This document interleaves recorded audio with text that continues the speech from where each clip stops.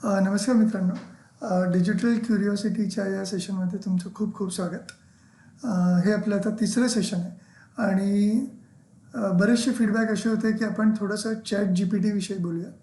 So ChatGPT आपण रोजच ऐकतो, रोज त्याबद्दल समजून घेण्याचा प्रयत्न करतो. तुमच्यापैकी बरेचसे लोक ते वापरतही असतील. ChatGPT खरं म्हणजे एक खूपच नवीन उपक्रम आहे आणि आता मी त्याच्याबद्दल काही खूप बोलत नाही.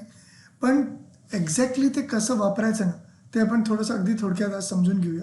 कारण त्याचा बऱ्याच ठिकाणी आपल्याला वापर करता येणं शक्य आहे. पहिले तर ज्याला आपण डिजिटल वंडर किंवा क्युरिओसिटी असं म्हणतो, तर ChatGPTचा फुल फॉर्म काय माहिती आहे? चॅट म्हणजे तर आपल्याला माहिती आहे की चॅट करणं. जी म्हणजे जनरेटिव्ह. जनरेटिव्ह म्हणजे कसं की आपण जे प्रश्न विचारतो त्याची ती उत्तरं जनरेट करून देत असतं. PT म्हणजे काय? तर प्री ट्रेन्ड ट्रान्सफॉर्मर. ठीक आहे, लक्षात ठेवा नका ठेवू ही नंतरची गोष्ट आहे. पण ChatGPTचा फुल फॉर्म आपल्याला माहिती असला पाहिजे. पण जनरेटिव्ह हा शब्द मी तुम्हाला एकदा थोडक्यात आधी सांगतो, मग आपण ChatGPTकडे जाऊया. जेव्हा आपण जनरेटिव्ह AI किंवा जनरेटिव्ह आर्टिफिशियल इंटेलिजन्स असं म्हणतो, तर आपण एक छोटंसं एक उदाहरण घेऊन आपल्या विद्यार्थ्यांना समजून देऊ शकतो की जनरेटिव्ह AI म्हणजे काय असतं. तर AI म्हणजे आर्टिफिशियल इंटेलिजन्स आहे. तर आता एक विचार करा की आपल्याला एक स्वस्त खुर्ची बनवायची आहे आणि आपल्याला एका विशिष्ट पद्धतीचं लाकूड बनवायचं आहे. रंग आपल्याला कोणताही चालू शकतो, डिझाईन कोणतंही चालू शकतं, पण आपण काय म्हणतात एका विशिष्ट किमतीची ती बनवायची आहे. त्यामुळे आपल्याकडे व्हेरिएबल काय आहे? तर आपल्याकडे व्हेरिएबल आहे डिझाईन. ठीक आहे, पण फिक्स गोष्टी काय? तर लाकडाची क्वालिटी, त्याची किंमत किंवा त्याचा रंग. आता विचार करा की जनरेटिव्ह म्हणजे काय?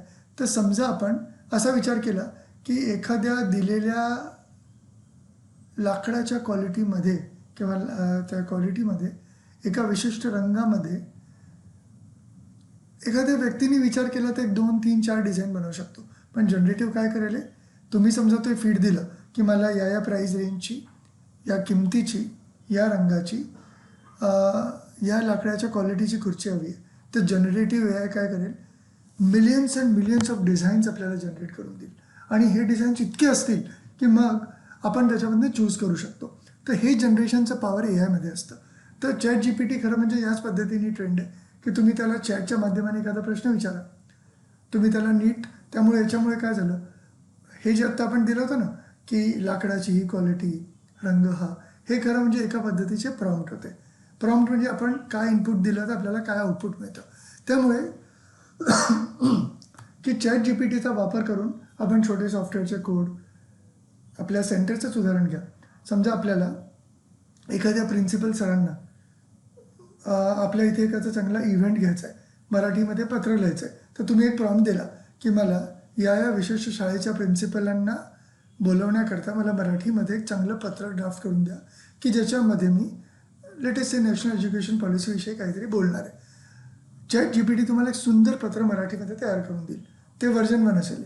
त्याच्यामध्ये तुम्ही त्याला वर्डमध्ये कॉपी करून तुम्हाला हवं तसं एडिटिंग करू शकता.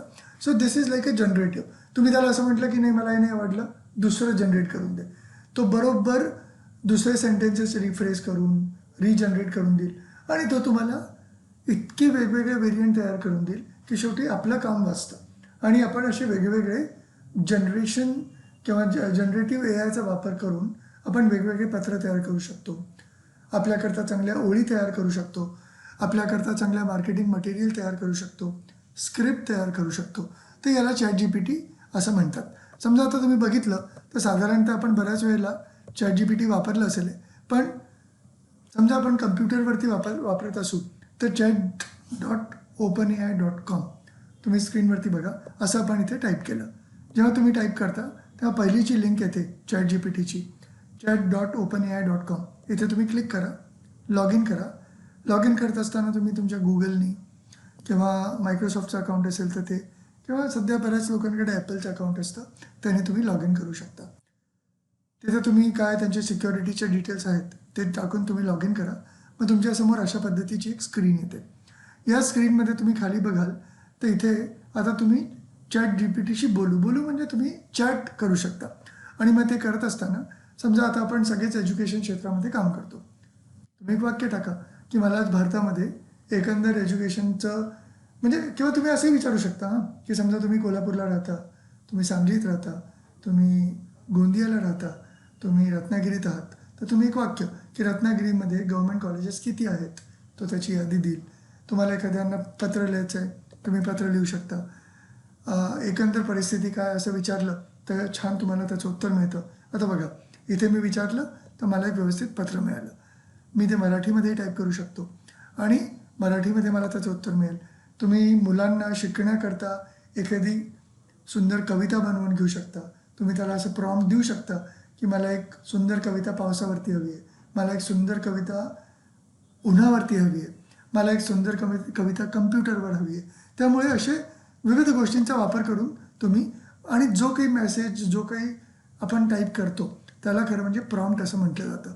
आता तुम्ही वेगवेगळे प्रॉम्प्ट टाकून आणि ह्याला अजून काय, यालाच तर प्रॉम्प्ट इंजिनिअरिंग असं म्हणतात. इंजिनियर म्हणजे काय, तर आपण एखादा वेगळा विचार करू शकतो का, तर त्या पद्धतीने प्रॉम्प्ट इंजिनियर हा एक खूपच नवीन स्किल आहे. आणि तसं तुम्ही स्क्रीनवरती बघू शकता की मी वेगवेगळे प्रॉम्प्ट टाकून वेगवेगळ्या गोष्टी तयार करू शकतो आणि त्याप्रमाणे तुम्ही त्या कॉपी करून त्यांचा वापर तुम्ही करू शकता. आणि समजा एकदम सुचलं नाही तर इथे तुम्ही बघाल तर काही रेडीमेड प्रॉम्प्ट दिलेले आहेत की एखादी मेल लिहायची आहे, मला एखादं काय अभ्यासाकरता मदत हवी तर ते आहे, मला काही बेसिक गोष्टी समजून घ्यायच्या आहेत तर त्याचे प्रॉम्प्ट रेडी आहेत आणि मग ते तुम्ही नुसतं क्लिक केलं तर तुम्हाला त्याची उत्तरं पण मिळतात. तर या पद्धतीने ChatGPT छोटे छोटे प्रोजेक्ट लिहायला पण विद्यार्थी वापरू शकतात. पण नुसतं कॉपी पेस्ट नाही करायचं, त्यातनं आपल्याला फर्स्ट ड्राफ्ट मिळतो, त्याचा वापर करून त्याला अजून चांगलं मॉडिफाय करायचं, एडिट करायचं, मुलांना ते शिकवायचं. त्यामुळे एक बेसिक ड्राफ्ट झाल्यानंतर आपण त्याचा वापर अतिशय चांगलं प्रोडक्टिव्हिटी करता करू शकतो. त्यामुळे चांगले प्रॉम्प्ट टाकणं, चांगली उत्तरं घेणं, मग अभ्यासाकरता, मार्केटिंग करता, काउन्सिलिंग करता, काहीतरी शोधण्याकरता ChatGPTचा सुंदर वापर आपण करू शकतो. त्यामुळे तुम्ही पण याचा वापर करा. तुम्हाला काही अडचण आली तर मला कळवा आणि तुम्ही कुठे कुठे त्याचा वापर केला हे मला नक्की कळवा. तर आज आपण आपल्या सेशनमध्ये थांबू. थँक्यू. पण पुढल्या सेशनमध्ये परत असेच काही नवीन डिजिटल वंडर्स घेऊन भेटूया. थँक्यू.